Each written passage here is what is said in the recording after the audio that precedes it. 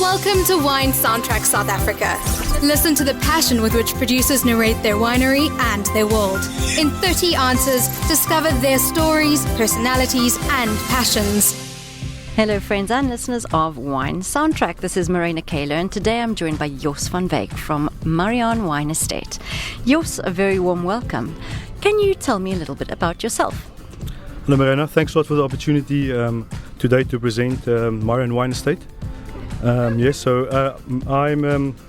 from Stellenbosch. I grew up here and I've been very lucky to grow up in this beautiful town surrounded by mountains and vineyards. And I think my interest in wine already started at a very young age. I was lucky that my parents befriended the Milan family, Francois Milan and his wife Antoinette, when we were still young. And so naturally I became friends with their children, Francois, Jacques, Johan and Christelle. And so yeah, I spent a lot of time on Simonsberg when I was young. And I think my first, let's say, kind of an encounter was when I smelled all the wonderful smells from the winery. We were playing outside the cellar, and I remember that really fascinated me, all these different aromas. And already there I had like this thing in my head, like this is interesting. But that was very young. And then, but I mean, from there, I remember we used to do a lot of like quad bike driving in the vineyards, and I could see like when the new shoots start growing, and all of that really started like it made a click in my brain. But I mean, at that moment I wasn't at all interested in winemaking or viticulture. And it's only I think when I was lucky that when I went to high school here in Stellenbosch, I had the opportunity to start to enroll in a winemaking course, and that was very cool. I think that was I have to say very cool initiative from Paul Rus to have the possibility to do that, and also at such a young age.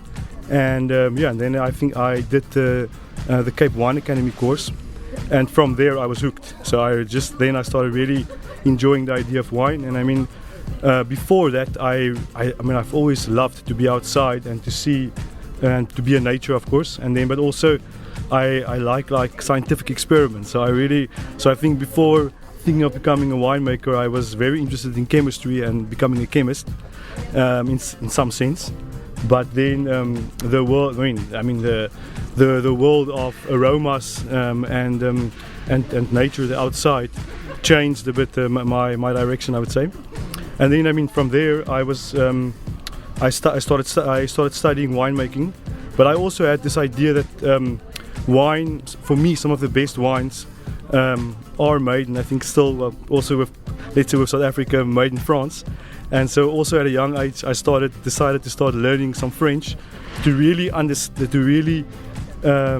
try to one day learn from them like firsthand, not by just reading books, but really to discuss with them and to understand their culture of winemaking or their know-how. So from there I studied at Stellenbosch University, and then after that I did a few harvests around. So I did my first harvest in South Africa was actually in Lanzerak, and then which was very interesting. That was very cool, and I live quite close to Lanzerak, so it was very nice to be able to drive. I didn't have to wake up that early in the morning to be in the cellar.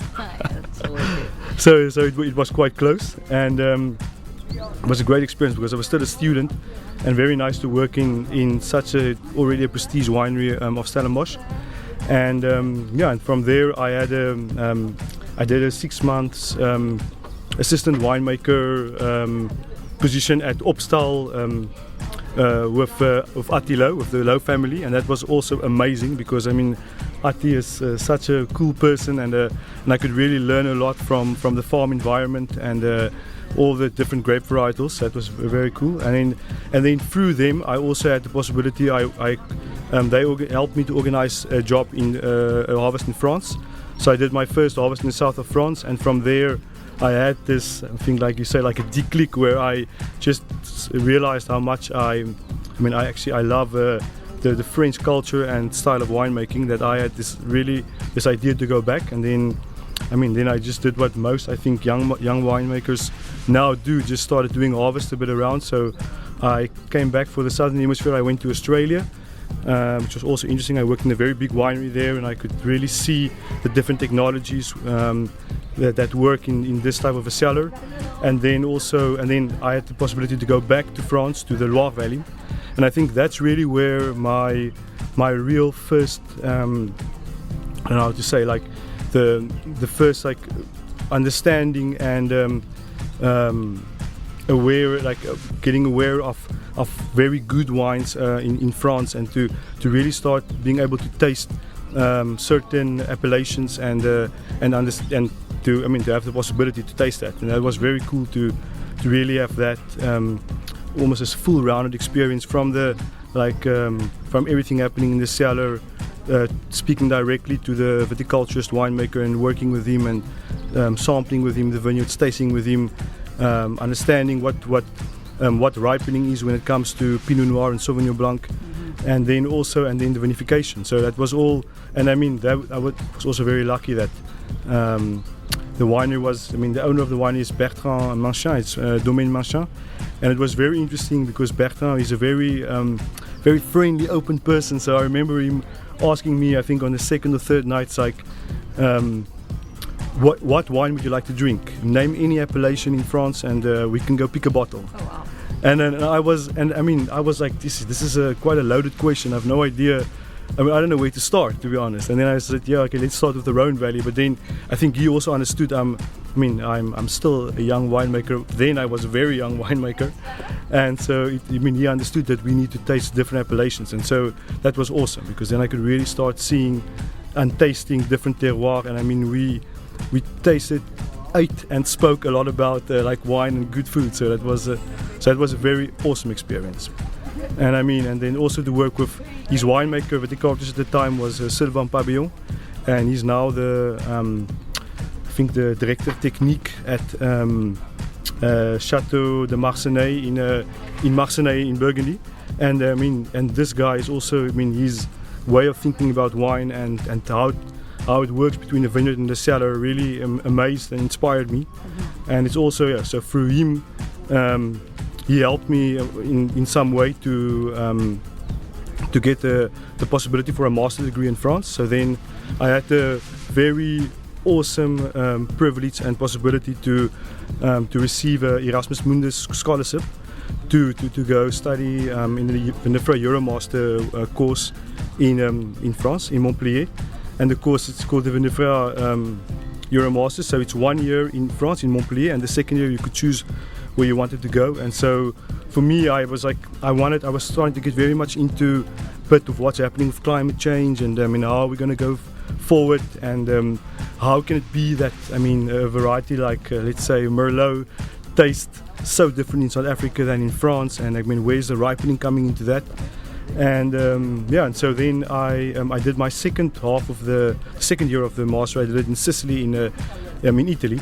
So I was very lucky to work in Tenuta was a cellar, where I also then did this experiment on global warming and how we can slow down actually the ripening, so that you can, I want to say, almost like square up phenolic ripeness and technological ripeness. So to have low alcohol wines, but with beautiful aromatics and color and soft tannins, of course. So that was the idea behind the thesis. But then also, I also had the privilege to work the harvest there. So that also gave me an awesome insight into how viticultural techniques can influence the wine, and especially in a Mediterranean climate. And from then I was like, yes, I need to do more in.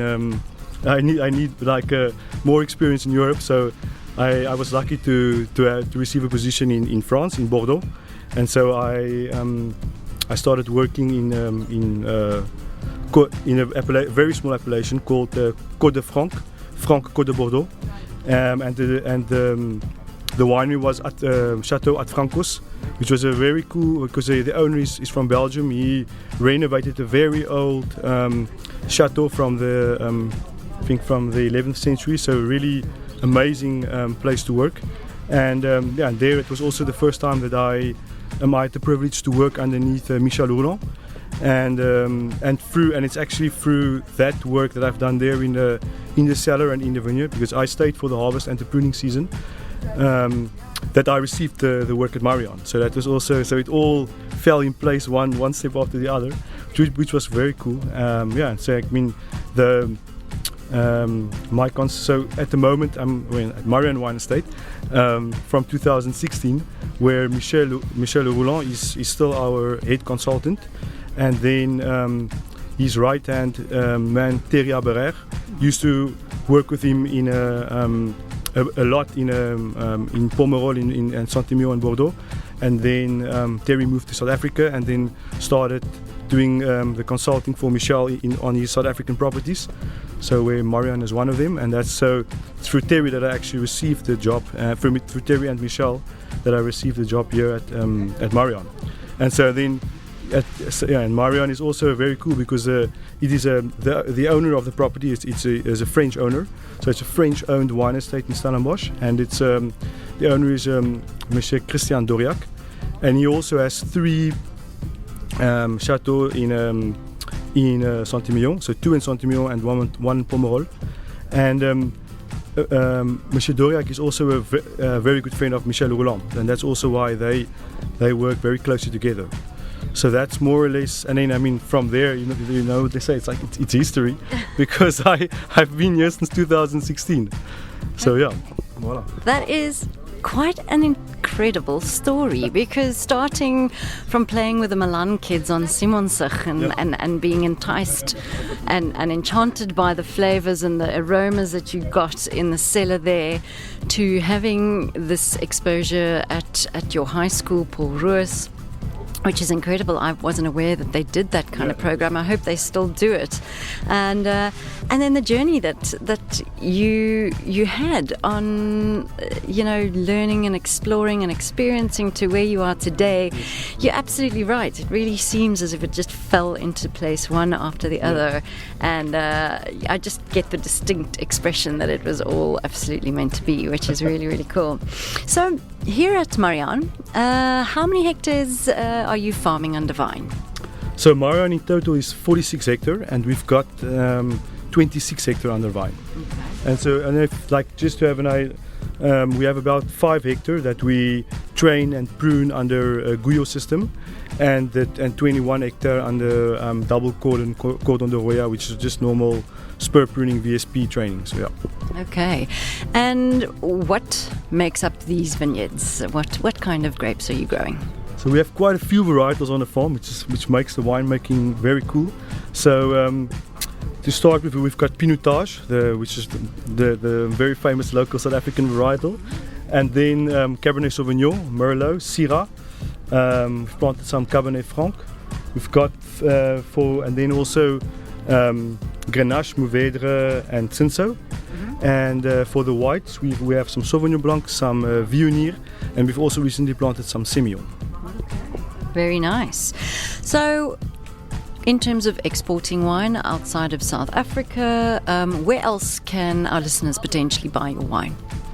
We export a lot into Europe, especially Belgium is a big client of ours. Also in France, quite a bit, and then we work through Caprio for in Germany. We used to export quite a bit also into Africa. Now, again, also into China, Shanghai. We also have a few exports going through, and then also our neighboring islands, so like Seychelles, Madagascar, and all the neighboring islands, which also, they also support us quite nicely, and then also in Reunion. I think that's more or less the portfolio. I'm sure I've got a few, but there's quite a few, let's say, export clients, I would say. And then in terms of traveling, you've traveled clearly a lot with work, and I'm assuming maybe some personal travel as well. No doubt you've tasted a lot of wines. You were telling us the story about getting the option of selecting a wine from any appellation around. Are there any wines that you've tasted on your journey that have left an indelible mark on your memory, that you just kind of go, I remember this so clearly because of whatever? Yes, I think there is quite a bit. I think I had the privilege to have tasted quite a few cool wines, I would say, and it's very difficult always to think which ones are the ones that brings really back like vivid memories. But I would say especially there is one when I had the privilege to go to Reims and taste champagne from I think it's Pommière, the Maison Pommière there, and there it was for me. I still have this distinctive taste of that champagne. But then also I can remember, I think when I was working with Bertrand Machin, we had a big tasting of all these Sauvignon Blancs, and then there was a Sauvignon Blanc from Mentou Salon 2002, and so the 10-year-old Sauvignon Blanc, and that also like completely like amazed me to think that, I mean, at that time the Sauvignon Blanc I knew was the one of the vintage, and not really the fact that it can age. And I mean, I think that's where I really learned that Sauvignon Blanc can age amazingly. And then from there, I mean, also tasting with Bertrand, I think we tasted quite a bit of Moulin en Médoc, which really also stood out for me as a wine that I remember like just starting to know the Médoc better, and that was also very interesting for me to put those like aroma profile in my mind. And then also, I mean, the Pinot Noir that we made there was also interesting because they, I think at the time, Sylvain already understood this idea of making a more perfumey Pinot Noir from Mentou Salon, and much with not a lot of extraction, more in this linear way with fresh acidity and a lot of like rose petal aromas, and I mean, and that struck me also as something that I could remember forever. And I mean, and I think lastly I would say now actually quite recently we have this winemakers tasting group called it's called Your Master Fresh Ferment, which is quite a bit of a group of young winemakers here in the around Stellenbosch area, and there we had a Syrah tasting, and I remember, and we tasted a Chapoutier from Chapoutier Hermitage, and that also being a Syrah really. I mean, that also amazed me a lot as a wine. I mean, it really struck home for me that it had everything that I could see and taste in a Syrah that I absolutely love. So I would say that those are the ones that I can recall now. But of course, I can go on even more. But yeah. I'm sure you could. Traveling back to Marianne, yes. What is the most expensive bottle in your current collection, and yeah, what does it cost, and what is the wine itself? Okay, cool. That's a cool question, because I mean, so our most interesting wine currently that we have on the farm is our Floréal 2004, and the reason I say it's a cool question is actually a great story connected to it. Our Floréal 2004 was the wine selected by Gordon Ramsay to be presented at the 90th birthday dinner for Nelson Mandela in Buckingham Palace, hosted in Buckingham Palace. And so that was like the Floréal evidently became like our Madiba wine, and that was a 2004 vintage. And at the moment that we have in the tasting room at 2,000 rand a bottle. But then also the Floréal, I mean, now in more recent vintages, we have the 2018 vintage that we're very privileged and lucky to have received 5-star from Platters, but also wine of the year in the category Other Red Blend. And that we have very little left of, but at the moment we still have it for sale, and that's at 800 rand a bottle in the tasting room. And then yes, I mean, and 2019 Floréal also received 5 stars from Platters, and that's now currently, I would say, the current vintage of Floréal, and that's at 680 rand at cellar door price. And tell me more about the Floréal. What makes up this blend, and what makes it so special? So this is a very cool, interesting blend, because I think I sometimes say it's the blend that represents the property the best. And seeing that we are, I mean, Marianne is situated on the foot of the Simonsberg mountain, and we have this beautiful granite-driven clay soils, and Cab, Merlot, and Syrah thrives in these type of soils. So especially when you look at Merlot that loves a cooler soil because it's a fast ripening varietal, so that's where the clay comes in and works beautifully with that.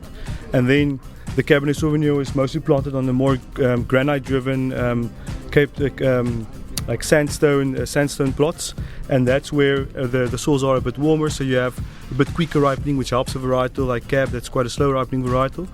And then, I mean, Syrah loves granite soils, and we're also lucky to have a few pockets of coffee clip ferrocrete on the farm as well, and also the fact that we've got all these different slopes. So, I mean, we predominantly have a southern slope on the farm, but also a western slope and a northern slope. So it's really an amphitheater of vineyards, and I mean, you can take the best of each of these three varietals from these different soil types and slopes, and then you can create a wine that I think presents us properly the best, which is definitely the Floreal.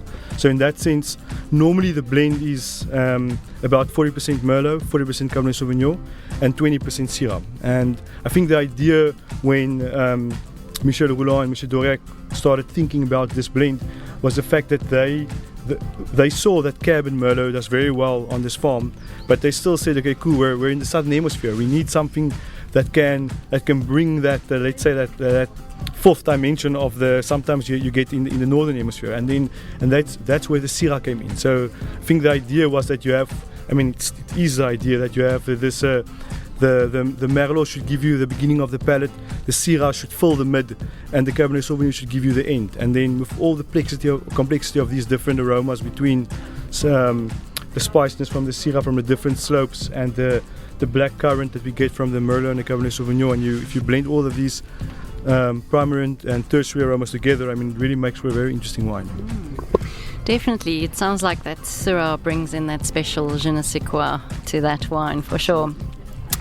Right now, if you had to walk into your cellar, yes, is there a wine that just gives you goosebumps, that just gets you so excited, whether it's a particular barrel or a tank or something that just, you know, you can't wait to see what ultimately comes out of that? I think that's normally, I mean, for me at the moment specifically, it's definitely, we have a lot of, I did a co-ferment this year of Mourvèdre, Grenache and Syrah, and for me, I love working with Mourvèdre and Grenache. I mean, there's especially Mourvèdre, I think I have this affinity to this varietal that I love the vineyards, because the vineyards they grow like very, I mean, it's very easy to manage. They grow straight up.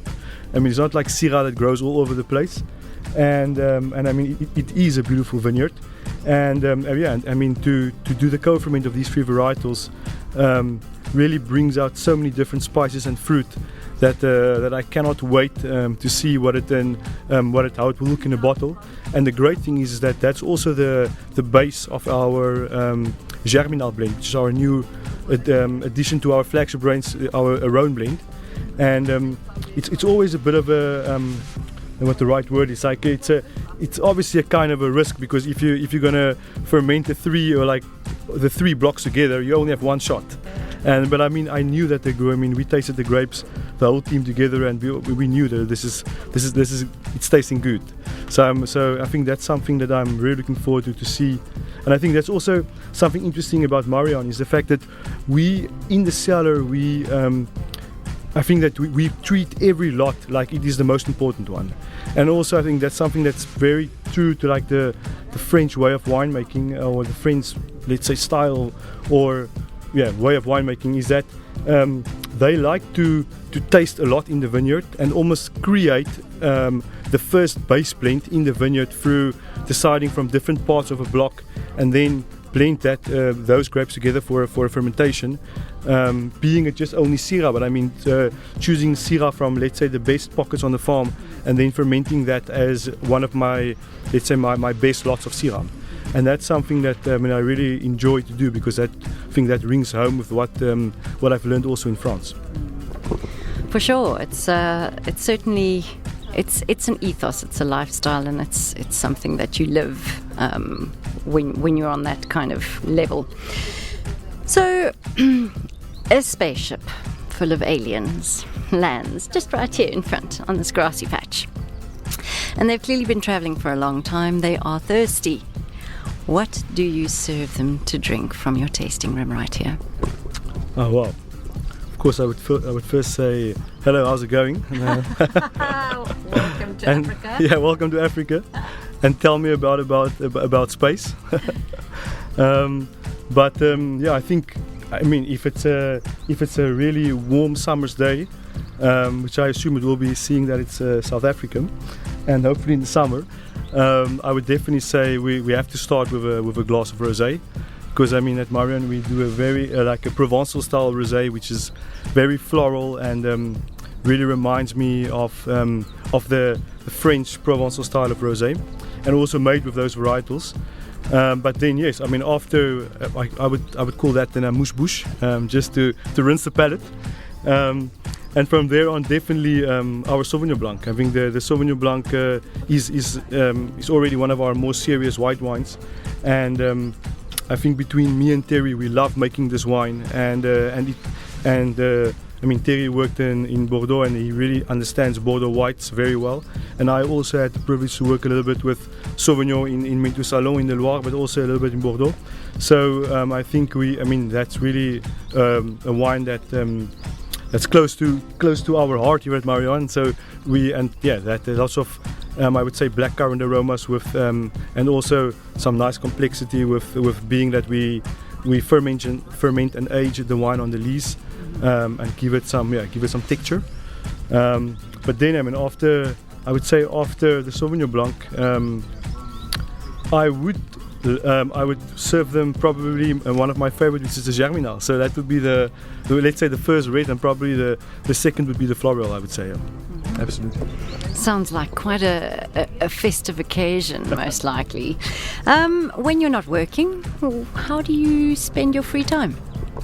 I work quite a lot, so I've got limited free time. But I planted my own small vineyard, so sometimes in the weekends I would go to Swellendam to go work there. Otherwise, I love to run, so I like to go running, and then of course having some beers with the friends is always a very good pastime as well. Just enjoy Stellenbosch and the Western Cape, the beautiful nature of the Western Cape. It is a beautiful part of the world, that's for sure. Are you into music? Any particular genres, artists, groups, styles? No, I really love music. I think that's something that keeps me rolling. If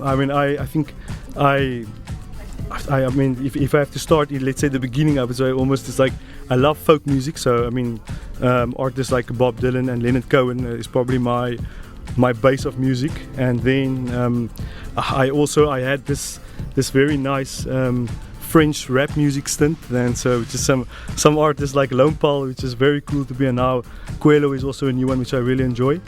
But then I also really like electronic, indie electronic music, which is also very cool, nice and upbeat, and if you add some funk into that, you really have some great music. So that's I think there now I'm listening to Yuxek is the one artist. I think it's a French artist, and then I think Misère is a new one that I discovered, and those are Electric Guest is another one I enjoy. So there's I like that style as well.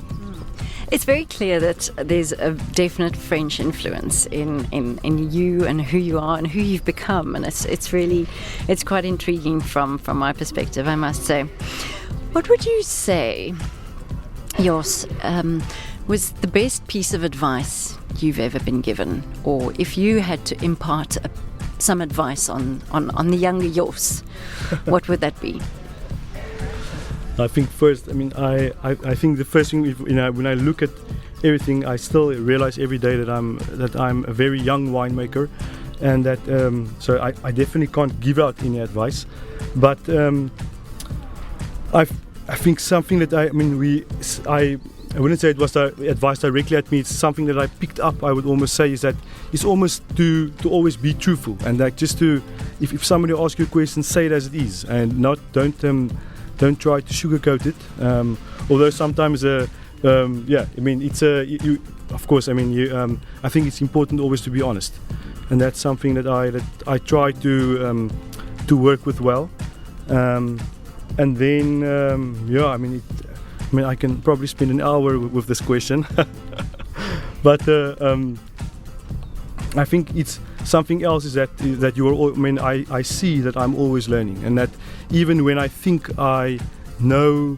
That I know, let's say, one rhythm of, let's say, I think I know the rhythm of a viticultural season, and then you come into the next season and you see that you have to completely readapt this rhythm, and I think for me it's always interesting to see how close I can get to the rhythm of nature and work with the vines and the soil and the grapes to go with the flow of what's happening. I mean, that's so.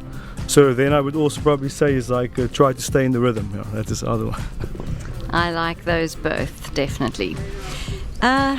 If you could share any bottle of wine in the world, with any person, dead or alive, who would it be and what would you be drinking? Yeah, that's I think very, very cool, interesting question. Normally I would immediately say Johnny Depp because I think he's a very cool dude, and the fact that he's into music but also some crazy cool films, I think it will be amazing to pick his brain to understand what's going on there. But then then also somebody like Leonard Cohen is also someone that I think the life he lived and the journey that he had with music is also so incredible. So probably one of those two. And yeah, I'm in regards to wine, I would say, definitely something in the line of a Rhone blend, of a Syrah Mourvèdre Grenache style wine, because I think, those are the wines I like to drink.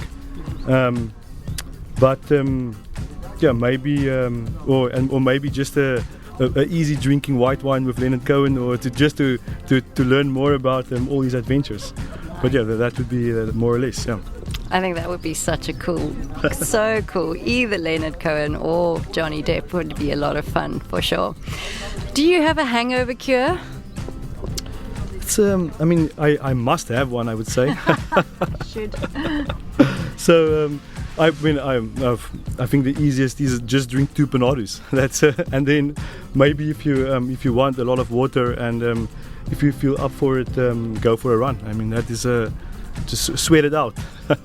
Wow.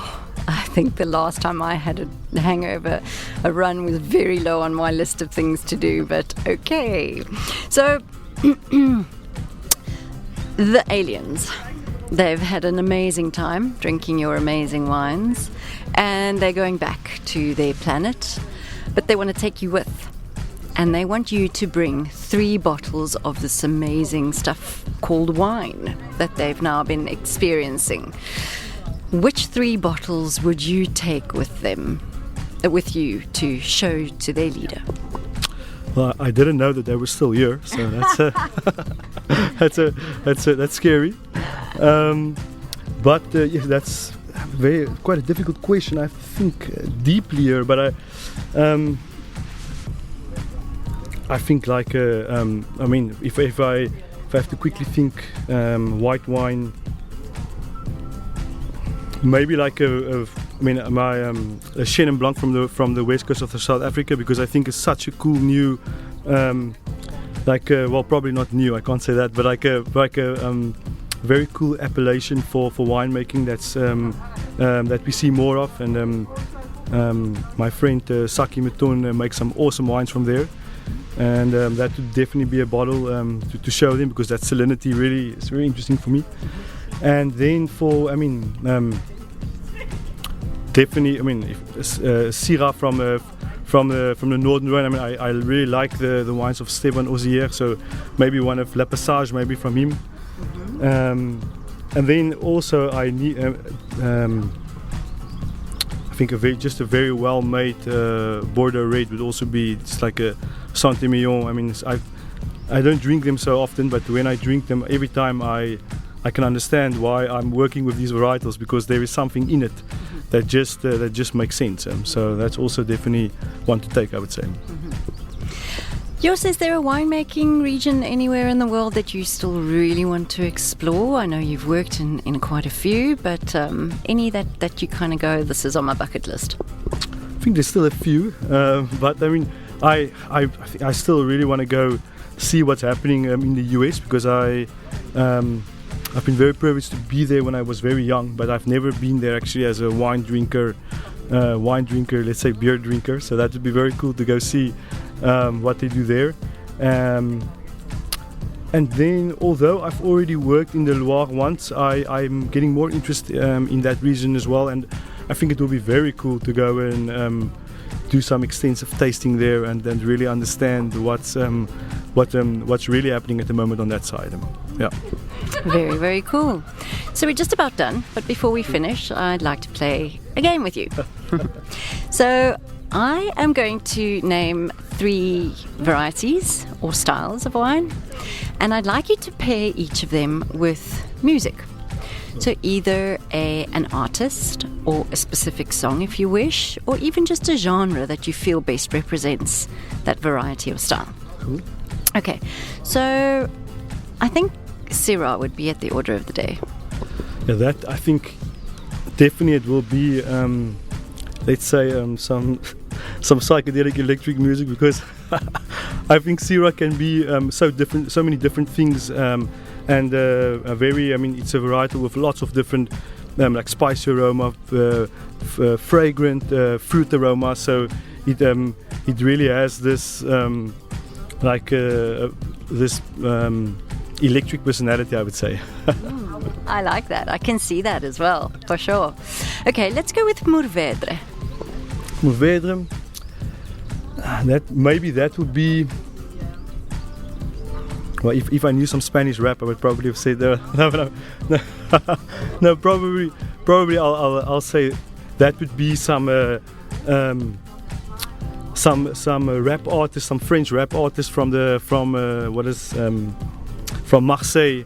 I don't know, Gilles or Acacia, which is really maybe just because Mourvèdre is grown a lot around Marseille, especially in Bandol. So I would definitely I have to pair it with some French rap music. Very, very cool choice. I can sip on a glass of Mourvèdre with some French rap for sure. All right, let's tie this up with a Provençal style rosé. Wow, now that's more difficult.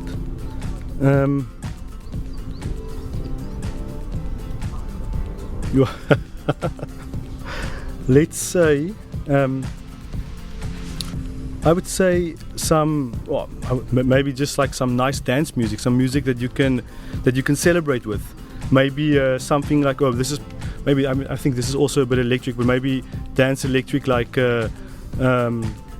Polo and Pan also, because if I think of drinking some rosé in the south of France, I can imagine listening to that. So yeah, that will probably be Polo and Pan. Very, very cool. Jos, thank you so much for your time. Thank you for joining us today and for sharing all your stories with us. Before we go, can you please remind our listeners where they could potentially get hold of Marianne's wines and where they can find you online, website, social media, all of that? Yes, I also have to say thanks a lot for giving me this possibility. I really, really enjoyed it. And it's a privilege to present Marianne Wine Estate for everyone. So Marianne Wines, you can, as I said, in Europe we distribute with Caprio, and also you can also actually buy directly from Château d'Estieux, where the owner is based, or it's his property. And then definitely please come to the tasting room whenever you're in South Africa, and we deliver, we distribute and deliver everywhere in South Africa from here, and of course you can also buy from here. And then also now we have this new list or concept where you order here in the tasting room, and your wine is delivered in the US where at your doorstep. So that's also something that is, I think, quite cool. Or just send us an email, go on our website, and I think and also I think there's also port to port. You can also find our wines. So yeah, definitely, or just go to the website, send us an email. I think it's at info@mariannewinefarm.co.za, and we chat, and we sort out some wines. Wonderful.